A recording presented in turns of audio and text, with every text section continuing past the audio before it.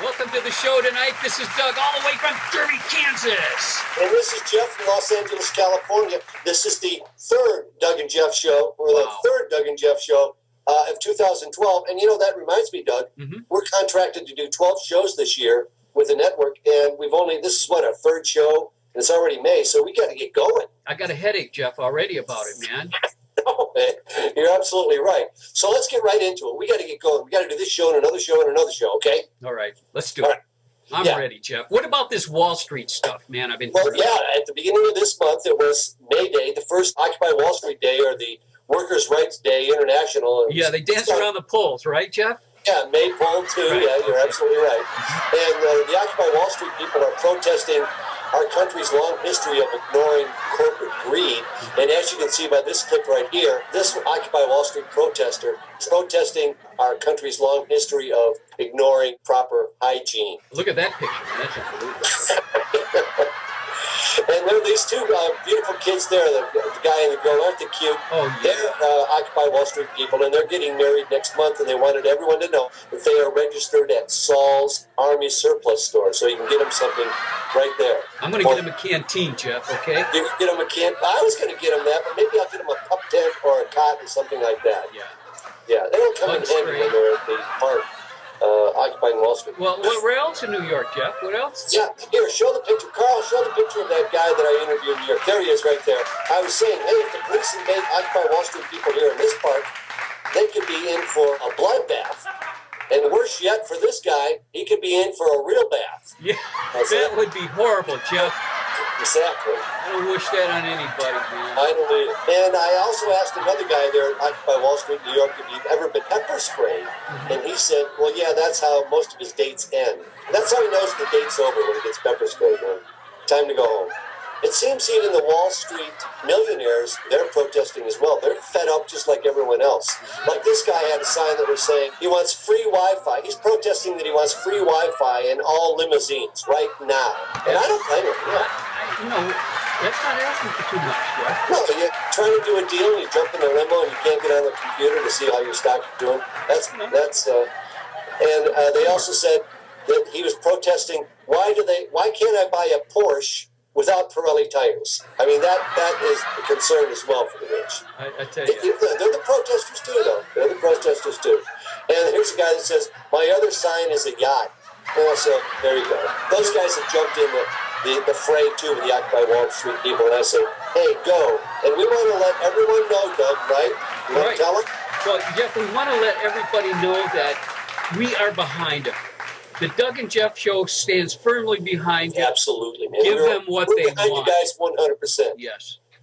Give them what they want. But it's all over the world, Jeff. Well, yeah. Well, in New York, I actually went to the Occupy Wall Street here in Los Angeles, and they were chanting, hey, ho, hi, ho, we don't know which way to go. You can see it there, right? That's kind of funny.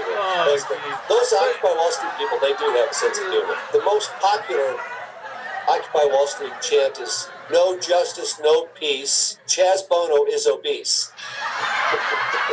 I'm kidding. They didn't really say that one. And these, as you can see here from this clip, these protesters in Wall Street are throwing paper planes at Citibank, and they're trying to bring these greedy executives to their knees. But I don't know how effective that is. But they're having fun of it. But right. I'm behind you. Been there.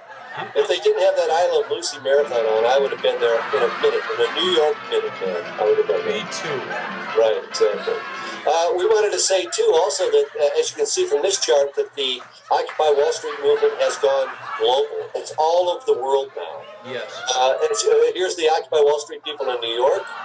Here's the Occupy Wall Street people in Spain.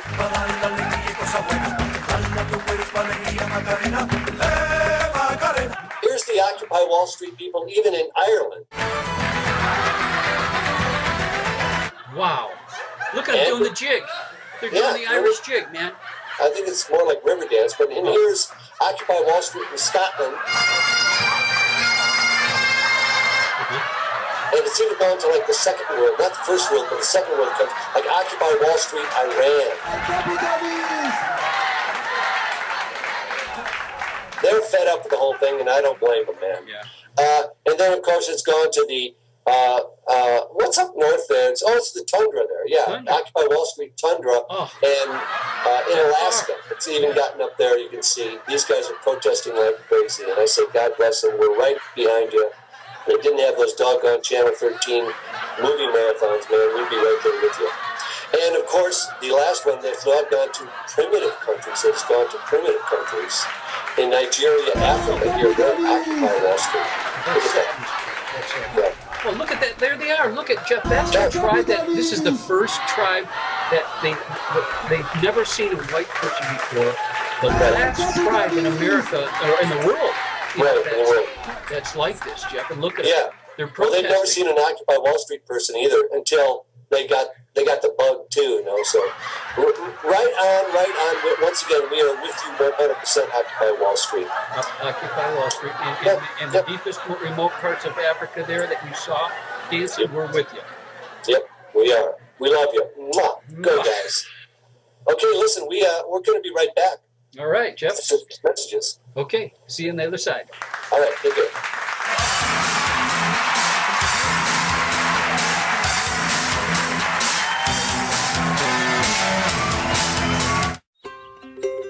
Why did the chicken cross the road? To get to the other side? To run from the baby grizzly bear? Or maybe it didn't. The California Speedway. Don't be a chicken. Come see NASCAR on September 2nd. All right, people, we're back. Hey, listen, Doug, last night, Marion and I went and saw the new Avengers film. Have you seen that yet? No, Jeff, I haven't yet. But it's funny that you should mention that because a real life superhero just moved in down my block, man. From you? From me, Ms. Marvel. You ever heard of her? Of course, she's great. Yeah, I know you did, man, because you had those little dolls that you bought, you know, when you were like 8. Well, they're actually action figures. They're not dolls. Oh, but okay. yeah. Well, she just moved in 2 doors down, man. That is so cool. In fact, here's a clip from her latest film that's going to be released in July. I am looking for a position where my extensive skill sets could be more fully utilized. I'll just read your thoughts. Oh, okay. Do you read everyone's thoughts? It's how I protect mutant kind. Strong-willed, natural leader. Thanks. Insecure about how you measure up to men, so you overcompensate. That's not exactly true. Wow, that's pretty interesting stuff. Yeah, you bet, Jeff. Anyway, I was walking my dog the other day, and I saw her out there, Ms. Marvel, man. She was cutting her own lawn, Jeff. Really? Yep. So I went up to her and I said, what a big fan I am of her. And I asked her, why is she working out in the yard, you know, being a crime-fighting maiden? And she said it was her day off, and she had so much to do. She has a day off? Yeah, apparently. Wow. You know, and when she takes a day off from fighting crime, you know, she has Batman or Iron Man fill in for her. So I asked her, what do you do on your day off? And she says, well, I do what everybody else does. Like I'm cutting the lawn now. You know, I'm regular everyday Right. person, you know. Anyway, here's a short clip of her doing her Saturday afternoon chores, Jeff. It's really interesting. You know, let's take a look, okay? All right.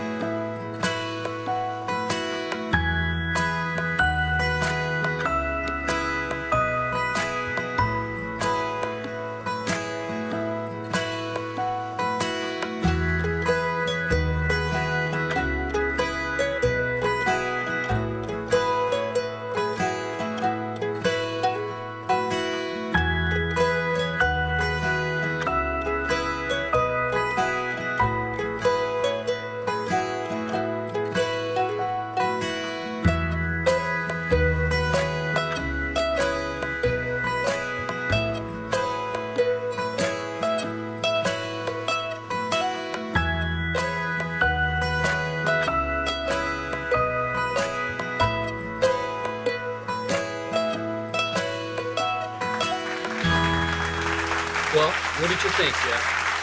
I thought it was great. I can't believe that she's living down the block from you, Yep. and she's just a normal person. Every day, absolutely normal. Yeah, you would think she'd have an assistant, but I guess what? She pays her own bills and. She knows shorthand, she told me. So Oh. I That's good. would imagine that helps. She can do it real fast, Yeah. Oh, that reminds me. It's funny you should mention that because while I was watching that, I realized last week I ran into this guy, Jeremy Flynn is his name. Uh-huh. He has a Jedi gym where Oh. he teaches people to be Jedi soldiers, believe it or not. What a luck out. I know, and it's right down, it's not down the block, it's a few miles from me. And I went down and shot some video of it because I thought, wow, he's a real interesting guy, very humble, very, what else would you say, energetic about it. He's really passionate about this. And I thought, well, Cool. Cool. Jedi, I mean, there's no real Jedis, but you know what? There are. These guys, yeah, exactly. And at any rate, kind of makes me feel like, we got Ms. Marvel, and now we got the Jedi Gym. This is kind of turning out to be a superhero type show. Yeah. Swashbucklers and everything else. Absolutely. That's what I'd think. If I was watching this show, Jeff, those would have been my thoughts exactly. You betcha. At any rate, you want to see the video that I shot of him in his school? I'd love to. All right, let's take a look. All right. I am Master Flynn. Prior to opening the gym, I taught Western fencing, and I also taught Philippine Eskrima-style swordplay, mostly to actors. I taught Tom Berenger in Sniper 2 and 3. Star Wars is really about the hero's journey, and if you think about it, so is working out, going to the gym. There is a call to adventure. You leave home, you test yourself and battle your demons, and hopefully, ideally, you return home stronger. Really? Don't act, Mark. Don't act, Mark. Believe it. Whoa, hang on. Hang on. What was that? That was the lightsaber toss. What is that? Vader does an Empire, he throws it. Yeah. But do they ever both throw it and catch it? No. The main Jedi lesson is to stop trying so hard. I mean, that's what the Force is all about, is just to let go. Nice. And once I did that, the idea for the gym just hit me. And so I went out and raised the money, and my grandmother died as well, so that helped. Now we have this wonderful facility. I have 32 active members. I have 2 lifetime members, and just yesterday we had our first multi-lifetime member, which is very exciting. So, kill pose. 1, 2. Look, the geek factor is high. There's no doubt. We are geeks. But you have to remember, geeks are cool now. This is our time. And great. 3 and 4. Perfect. You feel that? Yeah, I feel it. Give it up for Bill. You can make fun of it, sure. I mean, ha ha ha, this is ridiculous. Star Wars is silly. I get it. I understand that it's funny. But sometimes life is about what comes after the joke. Full workout. Working is that? And if people would just understand that, Those are $16.99 each. I know. I'm sorry. even my students, and if they would just really commit to this and get past the humor of it and come here 4 nights a week or commit to the gold package, which is new, pay more attention to their costume. How's the rest of the costume coming? Well, a couple of the parts need to be bigger. Actually, a lot of the parts need to be bigger. Or Steve needs to be smaller. Well, Most importantly is to choose the right character to emulate. Because if you choose a character, say, of high integrity or high ethics or a great warrior, and you come here and you work hard enough and you really focus, those traits of that character will affect who you are out in the world. I've seen it work. Great. Let's go. Tabletop. Less mind, Terry. Less mind, more core. Less mind, more core. Good. Good. Now let him have it. Wow. Wow. Great. Great, great, great. I came here 4 months ago. I was messed up, really. I just lost my job. I was putting on weight like crazy. I was like 75 pounds heavier. I get around a woman and I just freeze up. There'd be this voice in my head telling me I wasn't good enough or I wasn't cool enough. I was too fat. But now since I came to the gym, everything's changed. Man, I'm telling you, this program works. It changed my life. One time, I ran into this woman at the sales rack at Banana Republic. You guys. I want you to meet someone here. Hang on, but hang on just one. Okay, everyone, if you could come around here. Everybody, Mark, Nathan, could you guys come here? Lando, I want to show you an example of exactly what I'm trying to teach. What's your name, sir? Look at this costume. Steve, You see it? I do. That's what I'm talking about. Look at those lights. Look at the attention to detail on it. Look at that weapon. Look at. Ow! Ow! This part of the program. Oh! Man, what's going on?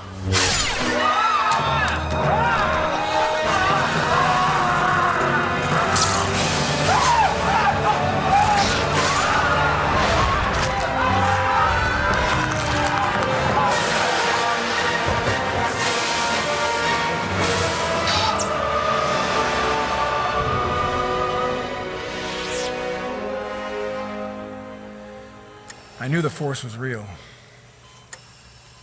Just not that real. Found out firsthand. It's hard. You know, I can't do a lot of things I used to. I can't clap, can't text message.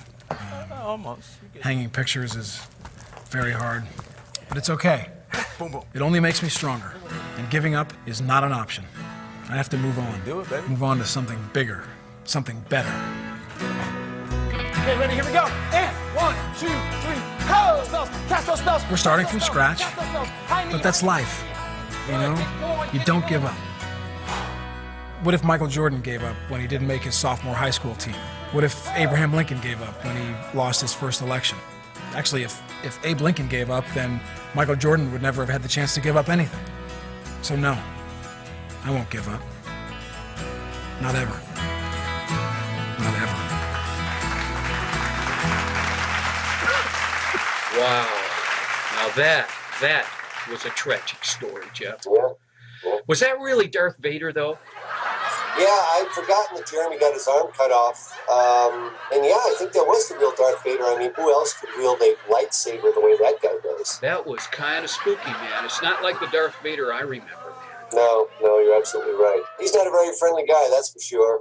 And he must have some issues with his father or his dojo mentor. Mm-hmm. At any rate, we got to hand it to Jeremy. You know, he segued right into the Harry Potter school, and he's doing really well right now. But you know what? I wanted to ask you, Doug, did you see that article in last Wednesday's paper about debunking the Mayan prophecy myth? Yes, Jeff, I did. Yeah. It makes you kind of wonder, man.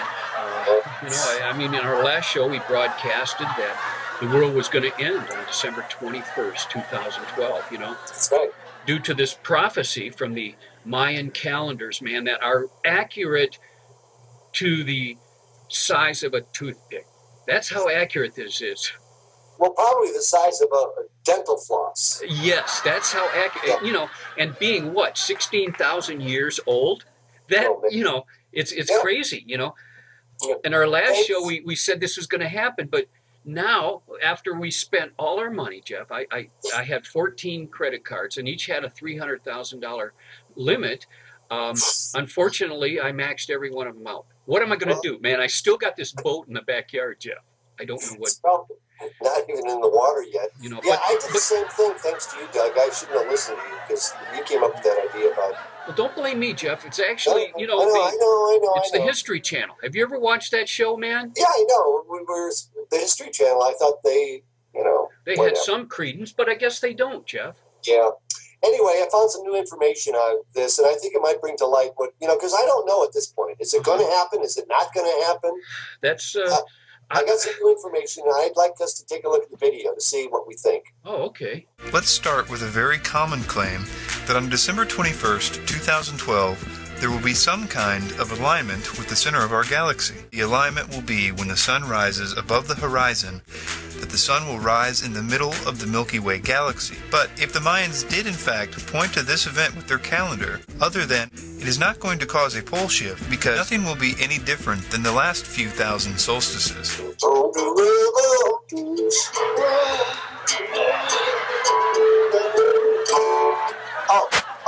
What did he say? I mean, that was about as clear as mud, Jeff. I'm getting kind of worried, man. You know, did we make the right decision? I just don't know what to believe now, Jeff. Calm down, good buddy. I had an idea you might flip out a little bit like this, but I've scheduled an interview with the top NASA scientist. David Morrison is his name, and he's going to be here to tell us that indeed, in fact, the world is going to come to an end in December 2012. Oh, wow. You know, Jeff, I mean, we went out on a limb, man. And, you know, now we're up to our eyeballs, man. We got a house, I got a car, a boat, man, in the backyard. I have to make payments starting January 1st, 2013, Jeff. Tell me about it. Man, we could be in big trouble. I haven't even told Deb about this. Oh, boy. Okay, well, Doug, let's just listen and see what David has to say, and then we'll figure it out after that, okay?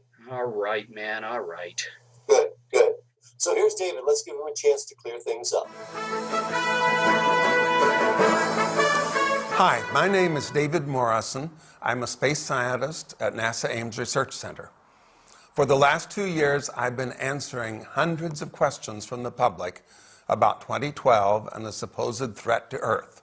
And so now I want to take a chance to talk to some of you more directly. Thank you, David, for being so direct with us. Yes. And David, I'd like to ask you flat out, yes or no, will the world come to an end in 2012? We got to know. There is no threat to Earth in 2012. There is no danger. Whoa. David. What about Planet X or Nebron that's scheduled to crash into the planet in December? Absolutely. What about that? Yeah, man. What about that, Dave? There's been a lot of talk about a Planet X or Nibiru as a giant planet that's going to hit the Earth or at least come very close in December 2012. Simple fact is Nibiru does not exist. And what about the galactic alignment, man, we've heard so much about? That's got to pose some kind of a threat. Yeah. Because in December of every year, the sun is roughly in the direction of the galactic center as seen from Earth. This happens every year. It really doesn't mean anything, and there's nothing special about 2012. Now, David, wait. We've been hearing about this for years. I mean, heck, they even made a movie about it. Yeah. One of my favorite actors, by the way, Tom Cusack. Man, he's really good. And it had, the title of the film was, what was the date? 2019? That's right. It was 2012. You're 2012. Right. All of the talk about a doomsday is a big hoax perpetuated on the internet and with people trying to make money. So please don't worry about it. David, listen now. Your fellow scientists even claim that the poles of the Earth are going to shift. Right. What about that, man?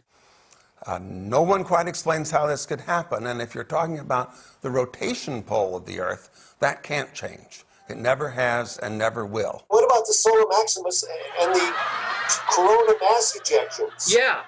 Well, the solar maximum takes place every 11 years. And occasionally, there is some damage to satellites in orbit. Oh, Yeah. There you go. What about that? But very little real damage is done. And there's no solar maximum predicted in 2012. I get questions from many people who are really scared, even some young people who have said they're contemplating suicide. I'm going to commit suicide if it doesn't happen. It'll just be the Jeff Show. Again, all this 2012 talk is just a hoax. It's a fake. It's nothing you should worry about. Well, okay, David, thanks a lot again for taking the time to talk to us on the Doug and Jeff Show. Yeah, we'll get back to you.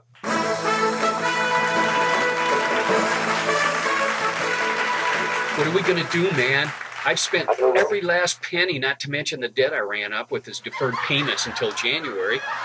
Oh, maybe we could get into a witness protection program, or we can move to a remote island.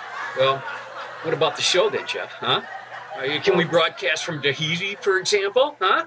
I don't know. I mean, I wish I never heard of those friggin' mans. They got me so... Oh. I don't blame you. We're in big trouble. Man, let's sit back and think for a bit here. We'll be right back. Right.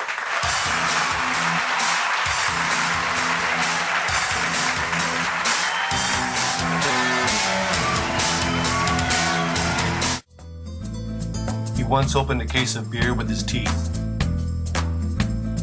He burned down a candle factory just so he could sing Happy Birthday. He once operated on himself. He's the most interesting man in the world. I don't always watch TV, but when I do, I watch Doug and Jeff. All right, and we're back. And Yeah, welcome back, I gotta say. This is the Doug and Jeff Show. of course, welcome. And it's time for the music video. Oh, good. Yeah. Tonight, Jeff, we have the Slag Brothers. Huh? Oh, they're one of my favorite. Yep, some songs that you and I wrote, and Jim. And years ago. Hey, here's our music video from the Slag Brothers live at the Palomino and the Snow-Covered Nights. I'd like to bring a good friend of mine up here, a good friend of the band, to do a couple of tunes. Let's get Jeff Hodge. Come up here, do a couple of tunes, new member of the group.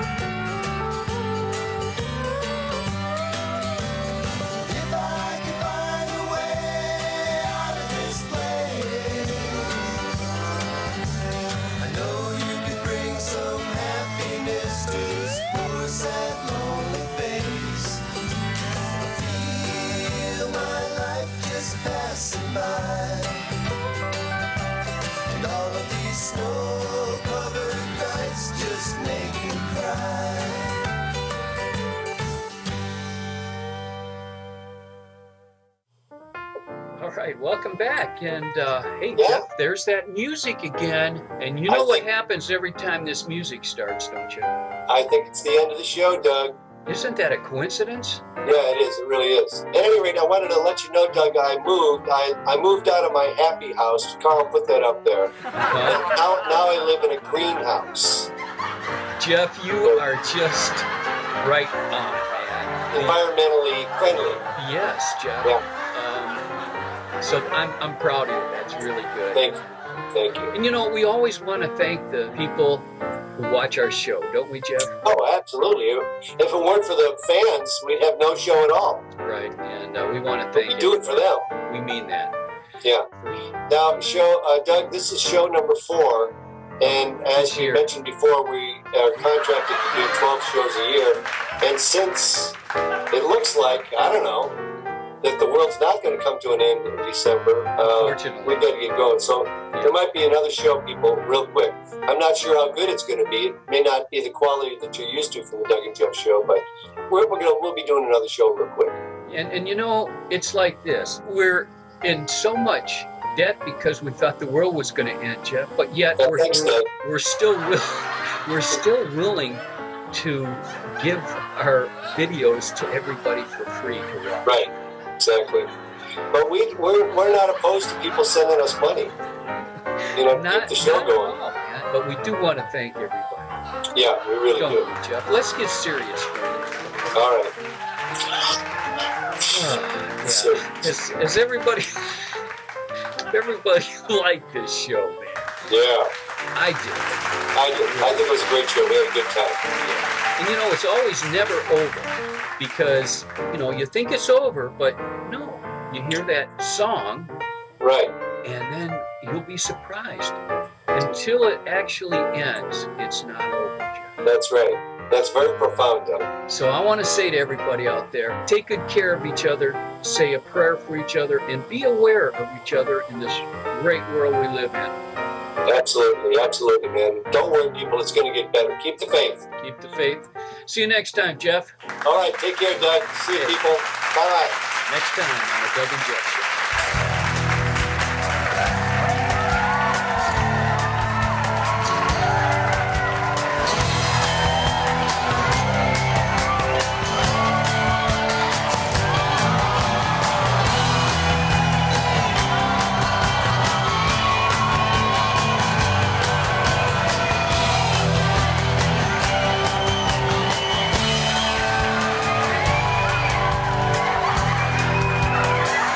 Jeff, you know, I hurt my hip, you know that, and I went to the doctors. They couldn't do nothing about it. You know, they actually shrugged their shoulders and said, what do you want me to do about it? You know, it was like weird, man. Anyway, so I went to this ranch store, and I went in, and they had this liniment. It's a liniment that you rub on, ointment that you rub on your joints.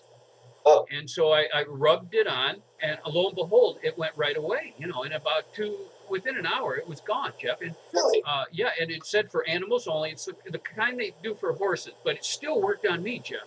Well, why'd you use it if it was for animals only? Well, because it's probably stronger, I felt. And I heard that it works. I had heard that it works in the past. Right. There are a few side effects. I don't know, but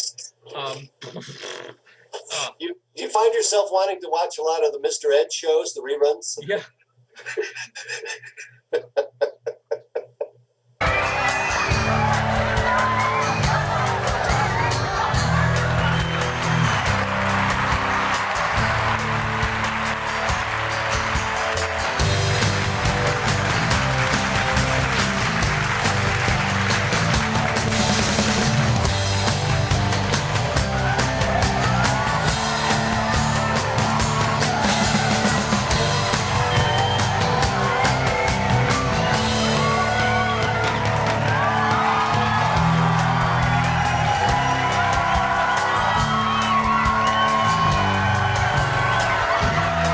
Hey, Jeff.